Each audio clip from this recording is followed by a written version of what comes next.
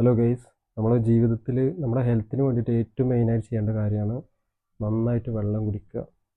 അതുപോലെ നമുക്ക് നന്നായിട്ട് വെജിറ്റബിൾ നമ്മൾ ഫുഡിൽ ഉൾപ്പെടുത്തുക. ഫസ്റ്റ് നമ്മൾ ഇമ്പോർട്ടൻ്റ് വെള്ളം, പിന്നെ വെജിറ്റബിൾ. നമ്മുടെ ശരീരത്തിന് വേണ്ടത് എന്താണോ അത് നമ്മൾ ശരീരത്തിന് കൊടുക്കുക. വെജിറ്റബിളും വെള്ളം നല്ലതാണ്. അതിന് പുറമെ നല്ല ആരോഗ്യത്തിൽ എക്സസൈസ് ചെയ്യുക.